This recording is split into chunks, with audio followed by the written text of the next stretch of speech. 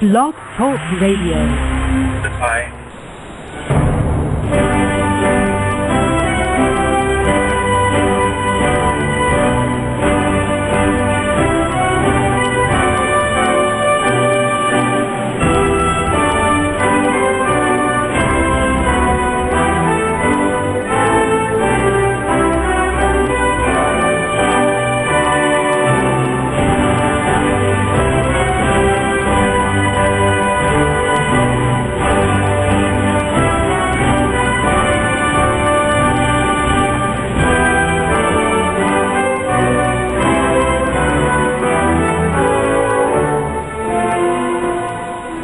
Boa noite, meus amigos. Estamos aqui de volta.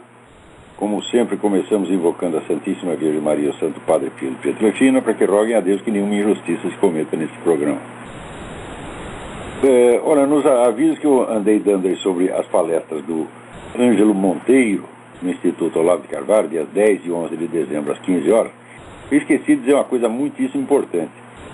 As palestras também serão transmitidas ao vivo pela internet. Só que para você assistir você precisa se inscrever. Então inscreva-se no www.institutoolavodecarvalho.com. Caso, mesmo que você não possa ir, mesmo que você esteja em Pernambuco, no Amazonas, qualquer lugar do Brasil ou do mundo, você pode assistir ao vivo. www.institutoolavodecarvalho.com. Alguém aqui me manda uma notícia, no meio de tanta notícia ruim, tem aqui uma notícia auspiciosa, que saiu aí uma tradução brasileira do livro O Cérebro Espiritual, que é do neurocientista canadense Mário Beauregard. Beauregard escreve B-E-A-U-R-E-G-A-R-D. Mário Beauregard,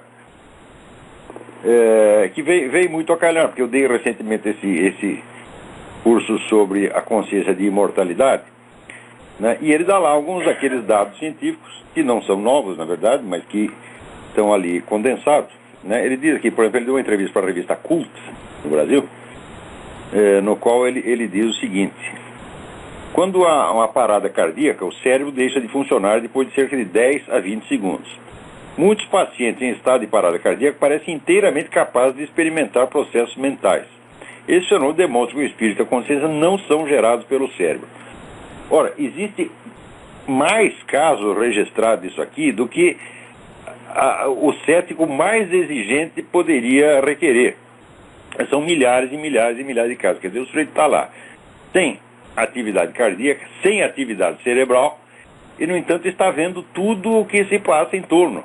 E, às vezes, vê coisas que estão se passando nos quartos vizinhos. E, às vezes, em outros lugares. Tudo isso depois confirmado. Tem até o caso do sujeito que, exatamente nesse estado, ele viu que na casa vizinha tinha um sapato em cima do telhado, veja você. Né? Isso quer dizer que a visão dele não estava nem condicionada ao lugar onde o corpo dele estava. Na maior parte dos casos, as pessoas veem e reparam em mais coisas do que reparariam se estivessem vivos e despertos. Quer dizer, a bibliografia a esse respeito é tão imensa que a mera pretensão de que a consciência é causada pelo cérebro deve ser rejeitada em limine como uma coisa, assim, uma estupidez, uma simples lenda, crendice. Não há nenhuma prova, nenhum sinal, mesmo remoto, de que a consciência seja causada pelo cérebro. E há milhares e milhares e milhares de provas de que pessoas sem nenhuma atividade cardíaca ou cerebral continuam tendo consciência.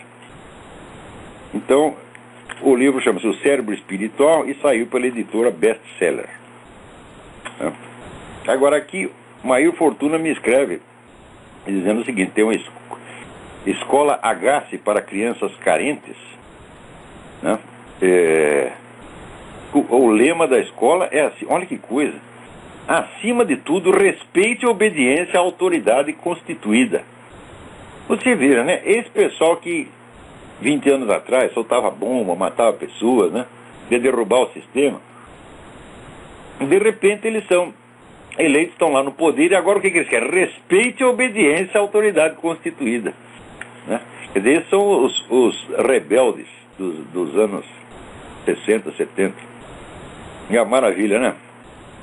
Agora, como era de se esperar, veja que coisa. Olha, bicho, petista é tudo filha da puta. Meu Deus, quando é que as pessoas vão entender isso aí?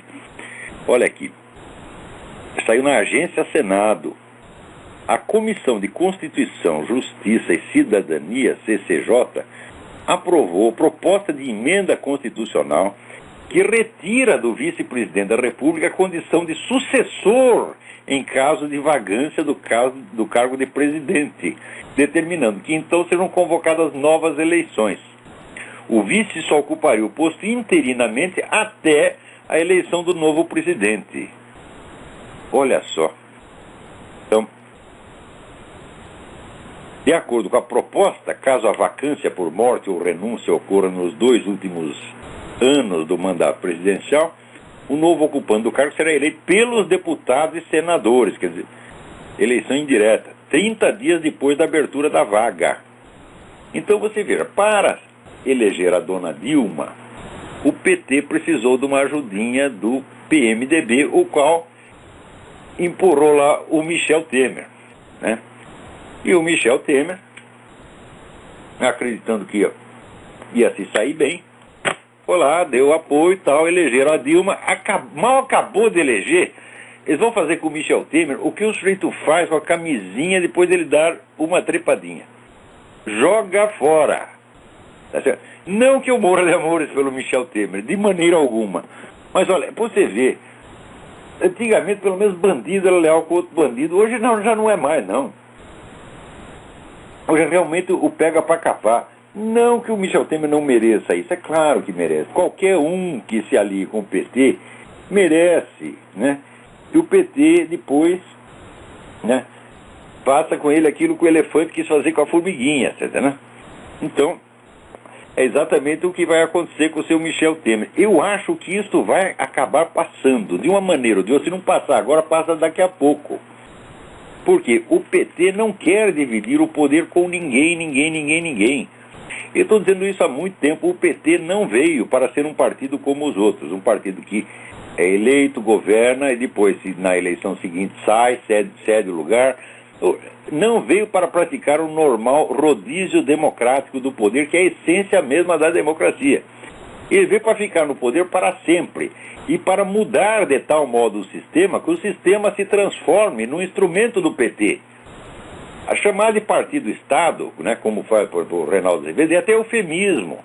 É o partido que está acima do Estado. O Estado é o instrumento do partido, exatamente como era na União Soviética. Na União Soviética você tinha o Estado soviético, o governo soviético, etc, as instituições soviéticas, e acima de tudo você tinha o partido. Esta é a concepção do PT desde o início. Quer dizer, é um partido revolucionário, totalitário, apenas usando métodos que tem que ser diferente da União Soviética. Porque na União Soviética houve uma tomada do poder por via insurrecional, por via militar, o que não é o caso. Quando o sujeito chega no poder pelo voto, né, ele tem que proceder gradativamente, como Hitler fez. Né, o Hitler foi eleito pelo voto, né, e depois então foi enrabando a nação pouco a pouco com vaselina, de modo que ninguém percebesse o que estava acontecendo. Né, o Hitler foi até um pouco mais... Quando o tempo mesmo do Hitler foi mais ou menos o tempo do PT. Ele levou o quê? Uns 7, 8 anos para criar o sistema. Ele foi apenas um pouco mais rapidinho, né? Então, todo mundo que achou que fosse possível conviver com o PT democraticamente, num sistema de concorrência leal, está redondamente enganado.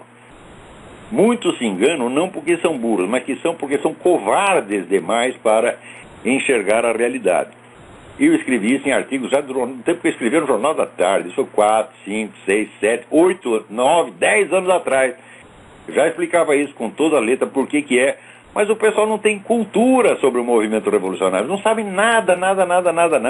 As coisas que o brasileiro imagina, o pessoal da elite brasileira imagina sobre o comunismo, são um negócio assim, tão estratosférico, tão fora da realidade, né, que não dá nem para conversar. Quer dizer, qualquer diálogo, qualquer debate subentende a posse comum de um corpo de informações que seja mais ou menos idêntico de parte a parte.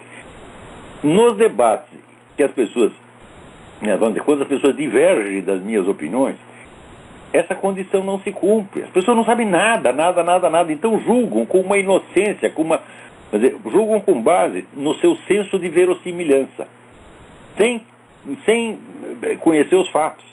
Às vezes sequer sem conhecer a minha opinião. Daqui a pouco eu vou comentar aqui um rapaz, tal de Bruno Scheider, né, que me escreveu uma carta aqui indignada, né, dizendo que eu estou escrevendo coisas contra a homossexualidade. Falou, nunca escrevi nada contra a homossexualidade, contra o sadomasoquismo, contra o fetichismo. Eu não escrevo contra hábitos sexuais. É a coisa mais, eu acho a coisa mais absurda do mundo, você escrever contra um hábito sexual ou contra um vício sexual. Eu acho absurdo, porque as pessoas, vão dizer, elas não têm capacidade de controlar um treco desse. Então o que adianta dizer, meu filho, pare de dar, seja homem. Eu não vou fazer essa palhaçada, porque o sujeito aí é que ele vai dar mais ainda, você está entendendo? Eu nunca abri minha boca para falar disso, né? Daí ele diz aqui, provavelmente você nunca conheceu um menino gay. Fala, meu Deus do céu, tenho um sobrinho gay, mora na minha casa, cuidei bem dele, tá entendendo? Ele vinha lá pedir, eu me presta um dinheiro para eu comprar lentes verdes. Eu, toma lá, meu filho, vai lá, tá? O que eu vou fazer? Né? Se ele me pedisse uma orientação, eu lhe daria. Como ele não pediu, eu falei, nós temos que ir devagar, o máximo que nós podemos fazer é orar pelo sujeito, é o que dá para fazer. E é o que eu estou fazendo por todos os viados do universo.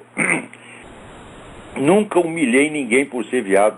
Já comprei briga na rua para defender travesti, porra. Eu e uma menina que trabalhava no café, né? Estavam lá os caras batendo um traveco, todo mundo olhando, todo mundo com medo. Fomos nós que fomos lá interferir, porra, para parar com aquela merda. Né? Se os caras decidissem bater na gente, ele estava em minoria, era 5 caras, a gente ia apanhar mais ainda. Não sei por que eles se acovardaram e foram embora.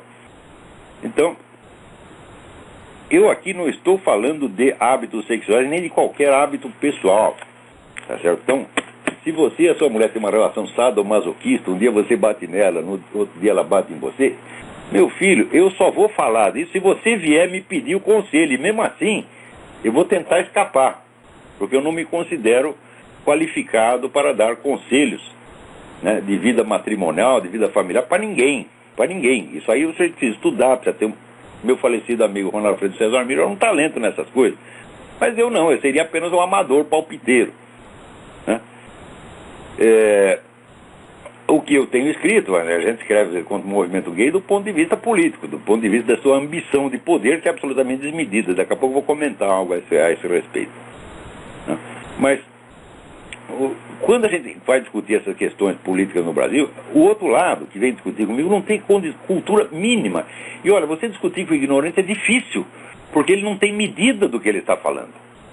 Né? Então era muito mais fácil no tempo do imbecil coletivo você discutir, por exemplo, com, sei lá, Marlena Chauí, o Leandro Conde, porque algum conhecimento eles tinham. Pelo menos conhecimento do comunismo eles tinham. Então dava para discutir, mas de repente chegam certas umas ideias assim, tão estapafúrdias, que você, para discutir com o cara, você precisaria ensinar para ele desde os rudimentos, desde os primeiros elementos do assunto. Então, seria não um debate, mas um esforço pedagógico. Isso aí eu não posso fazer. Em outros casos, você precisaria mais do que dar os rudimentos, você precisaria infundir inteligência no sujeito que não tem. Então, isso aí me lembra o ensaio do William Hazlitt, né? As desvantagens da superioridade intelectual. Está discutindo com imbecil completo, ignorante completo, mas ele não tem medida da sua ignorância e não tem medida dos fatos que ele precisaria conhecer para discutir o assunto. E justamente por isso fala com uma segurança danada, né? E imagina que o conhecimento que você tem é o mesmo que ele tem. Ele não imagina que alguém possa saber mais. Aliás, no Brasil, eu estava até comentando isso hoje com a minha esposa, no Brasil a expectativa quanto ao ser humano é sempre muito baixa. Não se espera que um sujeito seja culto, inteligente, bom, honrado, acima de certo ponto. Quer dizer, cada um julga a humanidade pelo nível da sua própria mediocridade. E o que é que esteja acima disso, ele não enxerga e nega que exista. Né? Então, agora a minha mulher está discutindo com o sujeito ali no debate da dicta, E ela disse o seguinte: olha, não tem ninguém no universo intelectual brasileiro capacitado para discutir a obra do Olavo de Carvalho como um conjunto. O sujeito disse: isso é uma arrogância. Eu digo: mas não, isso é um fato. É só você fazer a lista, por exemplo, dos tópicos que eu abordei na minha filosofia, ou nos livros, ou nas aulas, e você vai ver que na Universidade Brasileira não tem ninguém que possa abranger todo esse território. As pessoas nem conhecem os autores do que eu estou falando. Então como é que vão julgar? Então, quando o sujeito resolve julgar, julga por um pedacinho. Pega lá um pedacinho: o Olavo de Carvalho disse essa frase aqui. Daí ele se apega naquela frase e vai discutir aquela frase. Mesmo aí comete besteira, né? Agora, por exemplo, eu vou lhe dar um exemplo, né? A compreensão do que eu tenho ensinado supõe no indivíduo que ele conheça alguma coisa da bibliografia a respeito. Então, a bibliografia abrange, por exemplo, o marxismo, né? Eu estudei marxismo durante uns 7 ou 8 anos.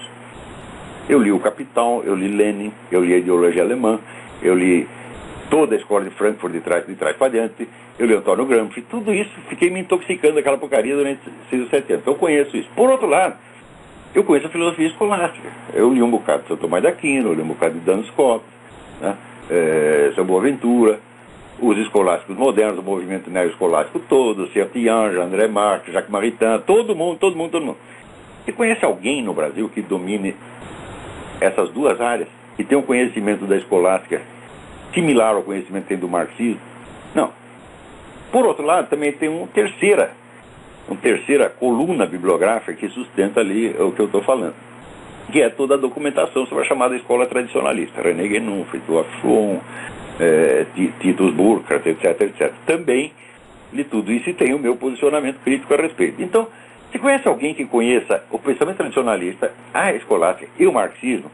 Não. Então pronto, o professor não tem condição, não tem um asseguro para vocês. Na Universidade Brasileira inteira não tem um professor que conheça esses 3 pontos. E se ele não conhece aqui, então não tem condição de discutir o que eu estou falando.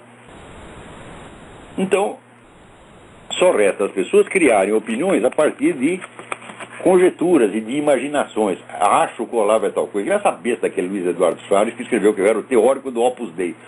Oh, meu Deus do céu! Haja saco! Né? O pessoal do Opus Dei acha que eu sou inimigo e ele acha que eu sou amigo. Eu digo: o que eu posso fazer? Né? Tem até um rapaz que ficou ofendido aí por causa das críticas que eu fiz do Opus Dei e ele nunca mais parou de me torrar o saco, né? Já inventou um monte de coisa.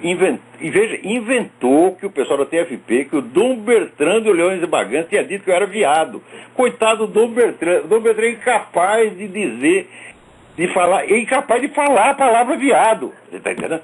Mesmo que ele veja, né? Um tipo Bambi, né? Está entrando na floresta, vê lá um viado no sentido zoológico da coisa, ele vai falar viado, fala: não, mas viado pode ter conotações e tal. Ele não fala, é o homem mais educado do mundo.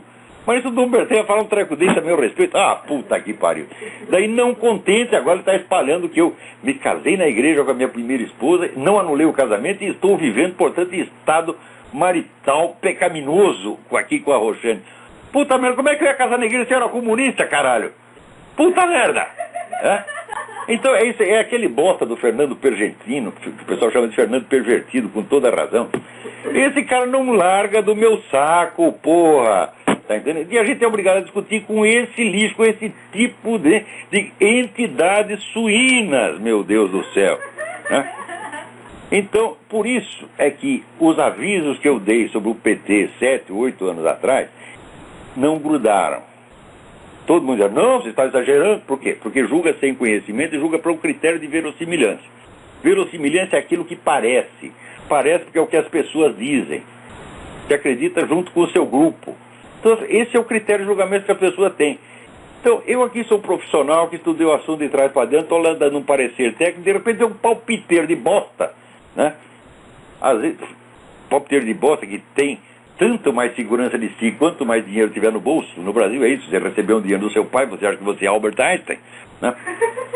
Então, a discussão se torna impossível. E eu então venho aqui com o problema do William Hazlitt, né? Justamente porque você tem a superioridade intelectual, cultural e até moral você vai perder a discussão, porque o cara é burro demais para entender o que está falando, porra. Né? Experimenta discutir com um cachorro, ele vai ganhar, porra. Discutir com o Fernando Pergentino, mesma coisa. Né? Ou discutir com esse outro merdinha lá que está escrevendo na dicta, o tal do Zé Colmeia. O cara assina Zé Colmeia. Puta, o cara não sabe sequer que o anonimato é proibido pela Constituição brasileira. Nem isso o cara sabe. Quer dizer, eu vejo que as pessoas no Brasil não é que elas não têm nem educação superior, não tem educação superior, não tem educação cívica que um moleque precisaria ter aos 10 anos, e não tem educação doméstica. A mãe dele não ensinou a distinguir o certo e errado. As pessoas já não sabem mais o que é o certo e errado. Está uma confusão mental terrível no Brasil. E eu não estou falando popular, porque o povão ainda tem, vamos dizer, a prudência de não ter opiniões sobre coisa nenhuma, né? Mas estou falando dessa pessoa que ficaram 5 anos numa universidade de merda, foram enganados o suficiente, né, e pagaram a coisa, ou em mensalidade, ou em imposto, então acham que tem o direito de ter opinião, e acham que não precisa nem assinar a opinião, acha que tem direito ao anonimato. Ai, meu saco. Então, tudo que eu avisei, olha, o PT, não pego, as pessoas não entendiam o que eu estava falando, achavam que era palpite, porque ela só tem palpite, só tem opinião, não sabe o que é conhecimento. Então não adianta, você dá vamos dizer, o parecer mais sério, o exame mais aprofundado, não pega. Não. Agora, você vê, essa semana também o Lula reconheceu lá, né, o Estado palestino, que é o Estado mais biônico do universo, né? Esse negócio de povo palestino, só não existe povo palestino nenhum, porque é que não sabe que aquilo foi composto, vamos dizer, com terrorista importado de vários países, chega lá e diz, agora eu sou o povo palestino. Então, olha aí, o pessoal de Israel, tem tanto judeu puxando o saco do Lula, ó, tá vendo o que dá? Né? É o cara que fala, não avisei, não falei, não foi por falta de aviso. Mas acontece o seguinte, eu vou dizer uma coisa para vocês, judeu, católico e americano são os caras mais masoquistas da paróquia. Quanto mais ferram com eles, mais eles vão lá afagar a cabeça do inimigo, né?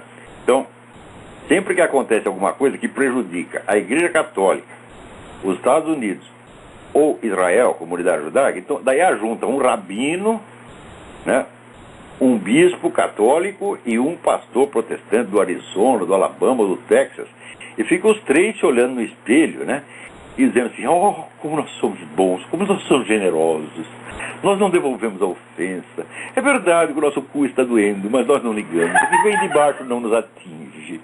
Meu puta merda! Né? Quando é que vou aprender, meu Deus do céu? Parece que não há hemorroida que chegue para ensinar esses caras. Porra. Peraí, tem alguém na linha aí. Alô, quem é? Alô? Alô, Solavo? Sim. Foi interessante aí, há pouco tempo que eu estou acompanhando o senhor, eu sou aluno de teologia aqui em Boston, eu gostaria simplesmente que o senhor traçasse um paralelo entre essa teologia protestante e a filosofia de hoje, justamente seguindo esse assunto aí que o senhor está falando desses pastores que estão aí se metendo com a política. O que o senhor acha dessas duas ciências, se podemos chamar aí a teologia de ciência?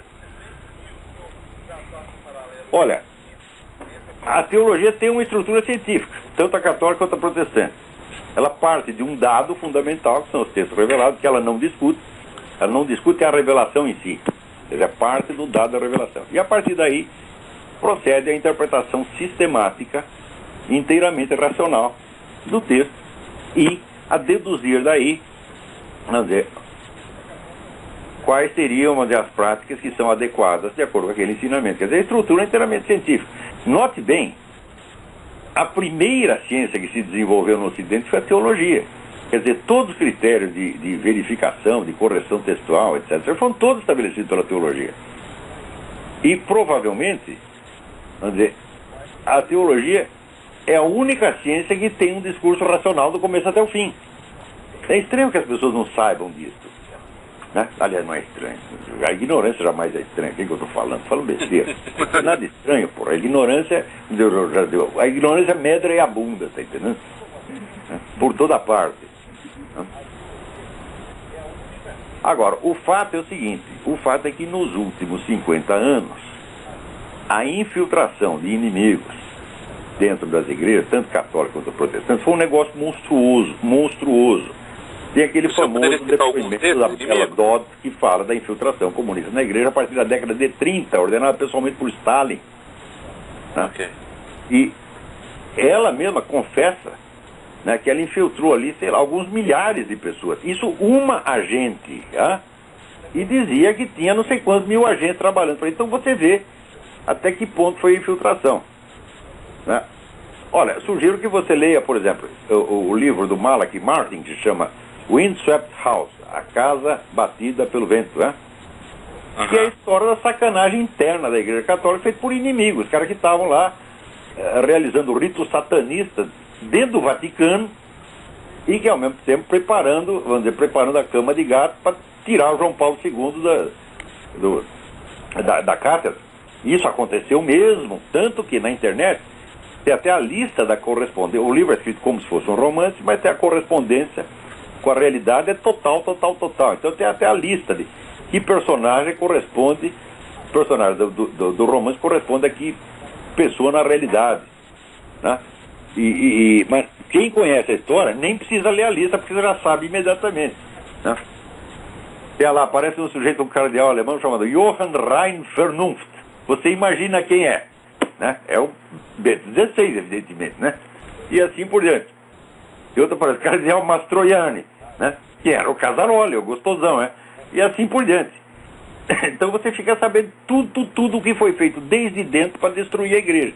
Por exemplo, para infiltrar psicólogos homossexuais ou pró-homossexuais, de modo que eles selecionassem os padres candidatos nos seminários pela sua preferência sexual. Quer dizer, se o sujeito tem verdadeira vocação sacerdotal, a gente exclui.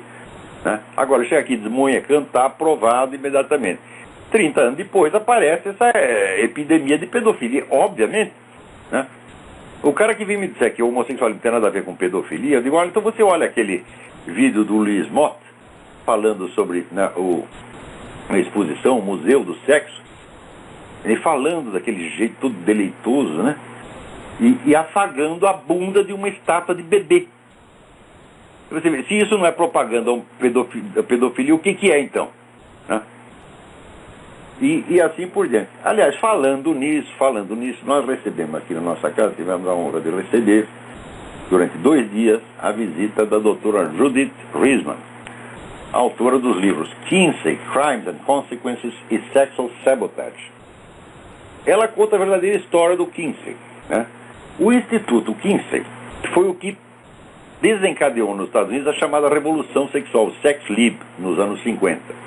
Graças ao famoso relatório Kinsey, que dizia ser uma pesquisa imensa, né, provando que os costumes sexuais, verdadeiros costumes sexuais nos Estados Unidos, não eram o que aqueles que a moral estabelecida estava apregoando, mas que ao contrário, todo mundo estava cometendo adultério, todo mundo era viado, todo mundo era pedófilo, né, e dizendo até que as relações sexuais entre pais e filhos eram benéficas para a saúde mental das crianças, né? E aquilo teve um impacto enorme, e isso mudou o Código Penal americano. Ele descriminalizou uma série de condutas. Né? A partir daí, aparece, por exemplo, a revista Playboy, o Hugh Hefner, fundador da Playboy, ele disse desde o início que o propósito dele era divulgar as ideias do Kinsey, popularizar as ideias do Kinsey. E isso teve um impacto enorme. Né?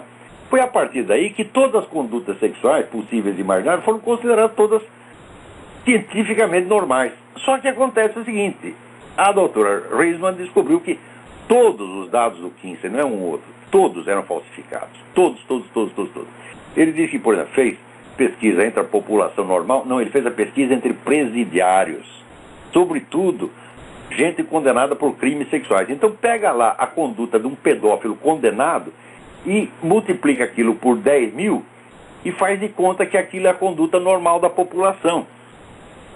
Por exemplo, ele diz ali que metade das mulheres casadas tem casos fora do casamento. Eu digo, mas o que é isso, meu Deus do céu? Isso é absolutamente impossível. Né? E foi a partir daí, se prevalecendo o Kinsey, que apareceu esses movimentos. O movimento abortista, gaysista, etc, etc. Então, se vocês têm coragem, têm alguma honestidade, né, leiam os livros do Dr. Judith e veja, o Kinsey era tão perverso, que ele contratava pedófilos para que tivessem relação com crianças de 2 anos de idade, e depois fazer relatório para ele. Inclusive pegou um cara que era nazista, um comandante de campo de concentração, e pagava o cara, vai lá, come os menininhos e me conta como é. Só que depois ele não precisava nem isso, ele começou a comer os menininhos ele mesmo, ele e a mulher dele, porra. E como é que nós podemos levar a sério, né, esta ideia de que todas as condutas sexuais são normais? É claro que não são. É claro que muitas não são. Mas acontece que, agora, pela lei da anti-homofobia, preste bem atenção, qualquer crítica que você faça à conduta homossexual em si, mesmo sem dar nomes, será criminalizada. Se você citar uma sentença da Bíblia condenando a sodomia, você pode ir para a cadeia. A lei é exatamente assim. Então, note bem, até as pessoas que são contra, elas reagem, mas reagem de uma maneira fraca, que são vítimas da espiral do silêncio e estão hipnotizadas pela impressão de força do inimigo.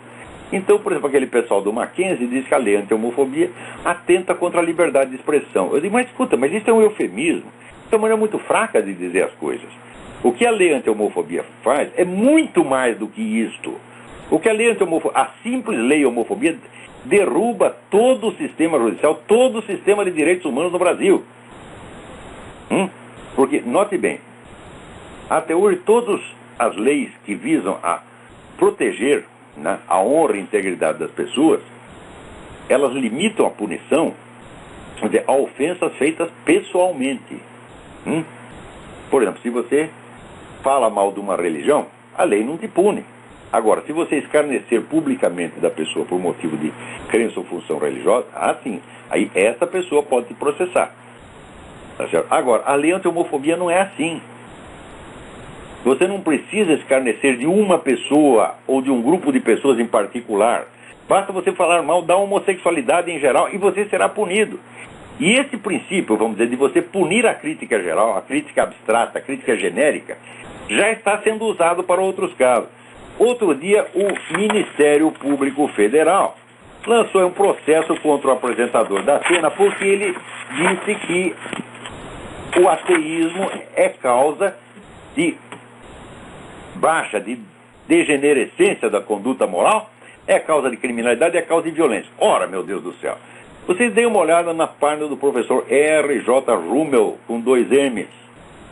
Tá certo? E você verá que os movimentos ateísticos, em 2 ou 3 décadas, mataram mais gente do que todas as guerras de religião haviam matado em todo o orbe terrestre desde o início dos tempos. O ateísmo militante surge como ideologia assassina, sim. Isso é um fato que ninguém pode negar. Agora, o Ministério Público diz que ele ofendeu as pessoas, ofendeu uma entidade chamada Os Ateus. Ofendeu os ateus. Então, quer dizer, ele não ofendeu ninguém em particular. Em primeiro lugar, não tem nenhuma lei, né, que castigue o fato de você escarnecer de uma pessoa por motivo de ateísmo, por motivo de convicção religiosa. Então, de cara, o Ministério Público já está reconhecendo que o ateísmo é uma religião, o que é autocontraditório com o que eles estão fazendo. Então, quer dizer, está tentando punir o indivíduo por uma opinião genérica que ele não lançou contra ninguém em particular. Está falando do ateísmo de modo geral. E o que ele está falando é historicamente fundamentado. Você me mostra alguma religião que no curso de poucas décadas tenha mandado matar 100 milhões de pessoas, como fez o comunismo. Olha, 100 milhões é o cálculo, vamos dizer, o cálculo conservador. Quer dizer, o cálculo comedido. Na verdade, foi muito mais. O próprio R.J. Rummel, ele recentemente corrigiu as estatísticas que ele tinha dado sobre a China. Somente na China, o governo matou 75 milhões de pessoas em tempo de paz. 75 milhões de pessoas no seu próprio território, da sua própria população, por motivo de crença, meu Deus do céu. Então você vê, o ateísmo é uma ideologia assassina, nasceu como assassina na Revolução Francesa e continuou matando gente. Na França, no México, na Rússia, na Hungria, na Polônia, na China, em Cuba. Como é que você vai dizer que isso é uma coisa edificante, meu Deus do céu? Então, isso quer dizer, o Ministério Público acha o seguinte: se você cuspir em cima, escarnecer em cima da religião, como o pessoal escarnece durante a parada gay e tal, não tem problema nenhum. Mesmo que seja chacota. Agora, o Datena não está fazendo chacota, ele está falando uma coisa muito séria. Inclusive historicamente fundamentada. Quer dizer, o senhor disse a verdade. O ateísmo militante é assassino. Não só é assassino, como é indutor de degradação moral. Isso aí, o que o comunismo degradou a moral humana, baixou o padrão da moral humana, é uma coisa impressionante. Quer dizer, não só nos países comunistas, fora também. Não é isso? Então, como é que o Ministério Público entra com um negócio desse? É simples. Os caras eles não sabem o que estão fazendo.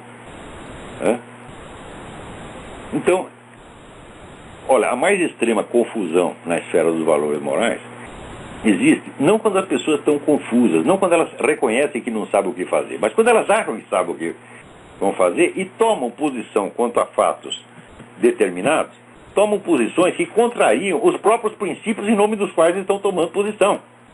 É exatamente o que acontece com esse negócio do Ministério Público. Qual é o respeito que merece o Ministério Público quando faz isso? Nenhum. Vocês estão se desqualificando. E venham discutir comigo, eu provo isso para vocês. E vocês vão sair da discussão com o rabo entre as pernas, como saiu a Laor Café, como saiu o Leandro Conde, como saiu aquela putada comunista toda. Vocês não sabem o que estão fazendo, vocês não têm competência. Vocês não sabem ler. Vocês não sabem ler, não sabem entender um texto que leem. Então, estão agindo, vamos dizer, por puro irracionalismo, por puro ódio. Quer dizer, quem é que não vê, vamos dizer, que essas iniciativas antirreligiosas que têm aparecido não são coincidência. Tudo isso é induzido.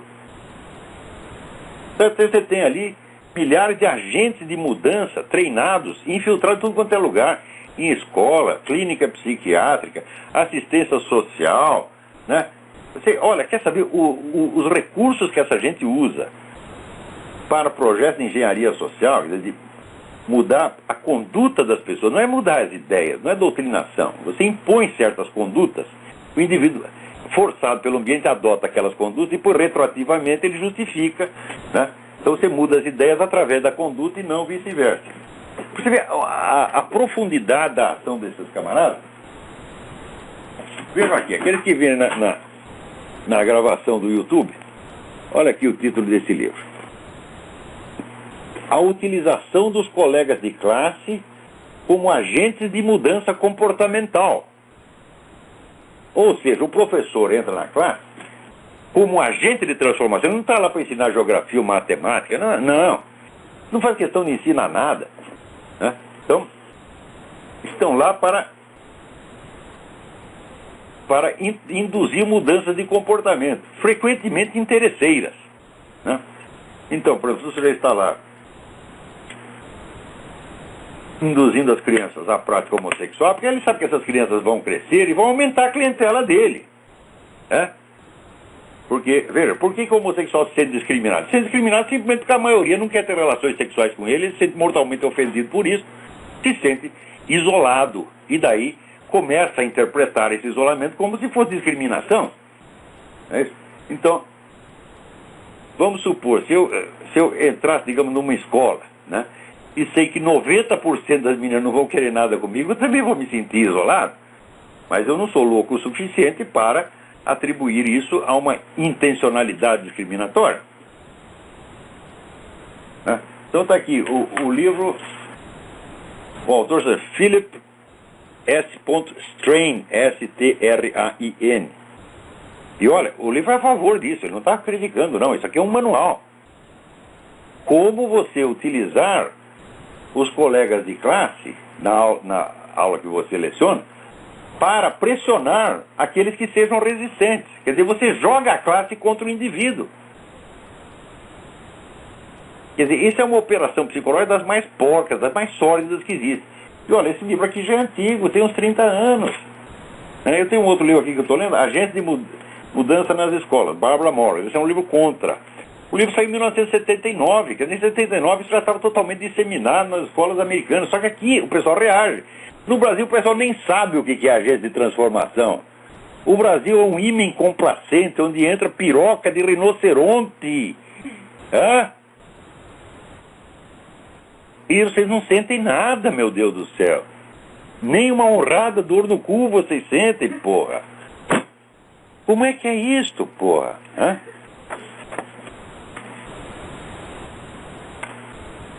Peraí, tem alguém mais na linha? Quem é? E boa noite, professor. É Fernando aqui de São Paulo, tudo bem? Boa noite, tudo bem? Tudo jóia. Eu não sei se o senhor viu, eu vi no site da Veja as instalações do site da Wikileaks, onde funciona. Parece um cenário de filme do James Bond, né? Deve ter muito dinheiro por trás. O senhor já tem algum palpite de quem está por trás da Wikileaks, não? Olha, eu não sei, mas saiu hoje uma entrevista de um dos sócios do Wikileaks, né? Que diz que aquilo é um negócio que estava dando muito dinheiro, porque eles vendiam informação. Aquilo que eles publicaram é só uma parte. Na verdade, eles estavam vivendo de chantagem. Pegava lá informações e dizia, olha, nós temos isso aqui. Se você não pagar, a gente publica. Agora, o que não quer dizer que tudo que eles fizeram foi mal. Algumas dessas informações são muito úteis. Por exemplo, essa de que o Brasil esconde terrorista, prende lá um terrorista, um cara do Hamas, do Hezbollah, e diz que ele está preso por outra coisa. Não, ele estava preso porque ele cuspiu na rua, ele estava preso porque peidou no elevador, tá entendendo? Então camufla o sujeito e ele sai bonito. Quer dizer, o Brasil está colaborando com o governo brasileiro, está colaborando com o terrorismo internacional. Aliás, nem precisa. Pelo simples fato de pertencer, ter fundado o Foro de São Paulo, que é um guarda-chuva para proteger todos os terroristas. Quer dizer, protege por um lado e depois, né, vem esse bosta desse ministro Nelson Jobim, que aqui vão ter recebido a bala. A bala, o caralho, seu ministro, você é um mentiroso, ou então você é um covardão, porque tá cheio de gente da Farc aí, porra. Praticamente só quem fornece cocaína no mercado brasileiro é as Farc. E são bem recebidas, né? São protegidas pelo governo, você sabe perfeitamente disso, e vem me desmentir, me processa, Nelson Jobim. Eu vou lá e provo o que eu estou falando. É que como o grosso das denúncias se concentra sempre contra o governo americano, eu falei, será que isso não é alguma coisa sustentada pela China ou por algum grupo globalista, o senhor entendeu? É muito possível, né?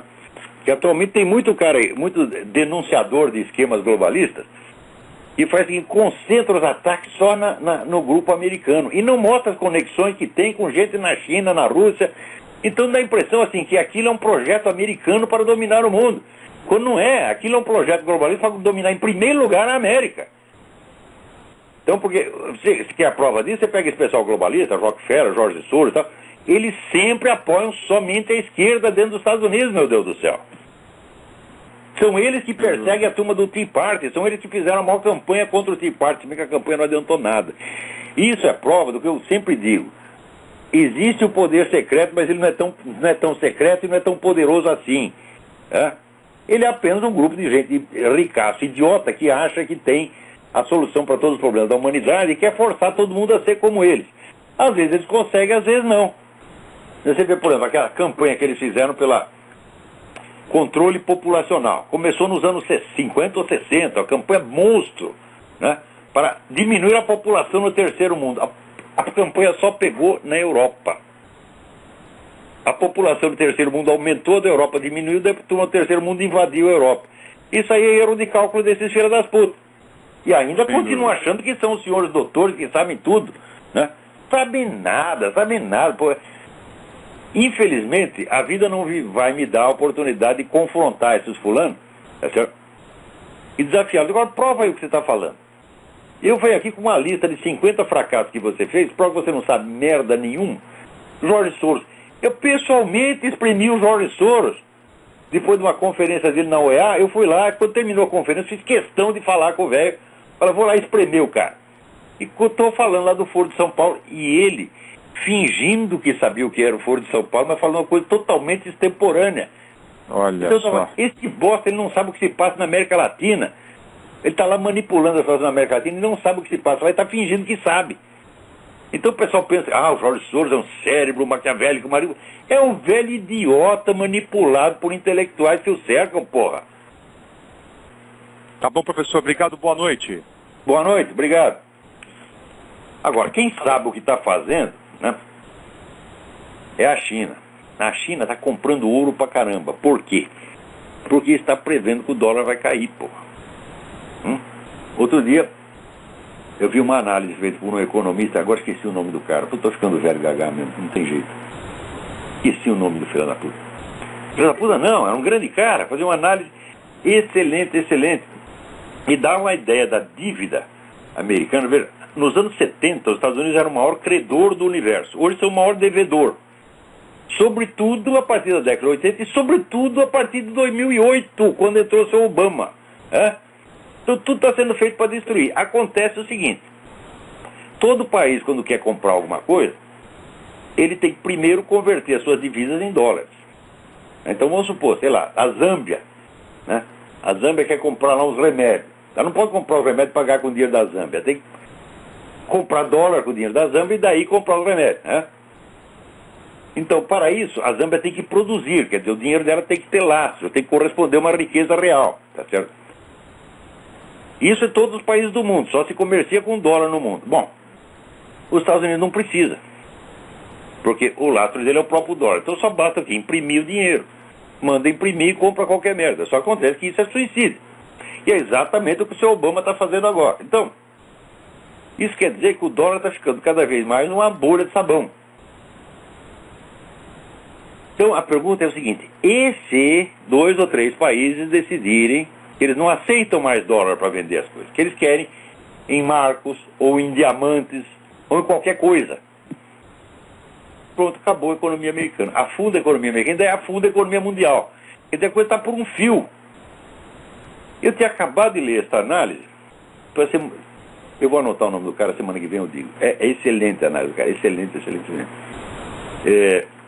Eu tinha acabado de ler esse negócio e chega essa notícia do Wall Street Journal de que a China está comprando ouro. A China até ontem comprava dólar, a maior reserva de dólar do mundo está na China.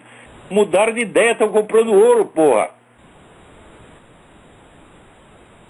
Quer dizer que estão preparando mesmo uma derrocada total da economia americana. Peraí, tem mais alguém na linha aí. Alô, quem é? Alô, Olavo. Oi. Tudo bem? Tudo bem? É Thiago, sul de Minas. Thiago, tudo bem? Tudo jóia, senhor? Tudo perfeito. Bom, professor, eu estou ligando só para deixar um abraço, dizer que eu sou seu fã. Eu baixo todos os seus programas sempre que dá, eu estou escutando. Em viagem, na bicicleta. Estou sempre escutando. O senhor fique com Deus aí, tá? Você também. E muito obrigado aí pelo programa e grande abraço. Abração, obrigado. Boa noite. Boa noite. Olha, eu não sei se eu já comentei isso, mas também, você vira, acho que eu comentei da Souza Cruz, que foi proibida de contratar provadores de tabaco. Comentei isso semana passada. Foi na aula. Então, sempre tive esse problema. Como eu falo para vários públicos diferentes, às vezes eu penso que falei para um, que falei para o outro, e daí continua a conversa que não tinha começado. Era que nem o meu amigo Dr. Miro sempre fazia isso. Eu entrava na sala dele, ele... mas aquele negócio assim, eu falava, peraí, que negócio, Dr. Miro? Aquele negócio que eu falei, o senhor não falou nada. Daí ele tinha que me dar o briefing, né, do que ele imaginou que tinha falado. Então aqui, a fábrica Souza Cruz não pode mais contratar provadores de tabaco. Daí a fábrica alegou que não há nenhuma prova de que a atividade de provador de tabaco provocou tal ou qual doença. A sentença não responde a isso. Parte da premissa de que causa, quer dizer, dá por provado aquilo mesmo que era para ser provado. Quer dizer, isso aí chama-se, em lógica, petição de princípio. Quer dizer, quando você, né, para provar uma coisa, você age como se ela tivesse provado. E daí você salta por cima das coisas. Isso é trapaça. Só que o uso dessa trapaça está se tornando normal e normativo na justiça brasileira. Ninguém precisa provar nada. Por exemplo, o Ministério Público não precisa nem provar que os ateus, entre aspas, são uma entidade jurídica dotadas de direitos. Não é isso? Porque se dissesse que o Datena ofendeu um ateu, um grupo de ateus em particular, aí sim eles poderiam entrar com um processo de difamação, mas eles entraram. Processo de ação privada, não de ação pública. O Ministério Público não tem nada que se meter nisso. Né? Então, agora aqui nos Estados Unidos, saiu ali no WorldNet dele que a Heritage Foundation fez um estudo sobre a possibilidade do dano por um ataque de pulso eletromagnético. O que é isso? É uma bomba que explode no ar, não mata ninguém, mas devasta toda a rede elétrica e paralisa o país por meses ou anos. Então, isso é uma possibilidade muito grande. Mas olha aqui, olha como é a direita americana. Né? Eles fazem o relatório e entregam para o Obama. Né? Para dizer, seu presidente, precisa tomar alguma providência. Como se o Obama estivesse preocupado com isso, como ele não estivesse torcendo, rezando para cair uma bomba eletromagnética. Né? Ele está lá para isso, meu Deus do céu. Quer dizer, quando é que eu parar de pedir socorro ao bandido? Né? Mas ó, não adianta, é o que eu falei, ó, judeu, católico e americano não tem jeito. São os maiores mazoca do universo.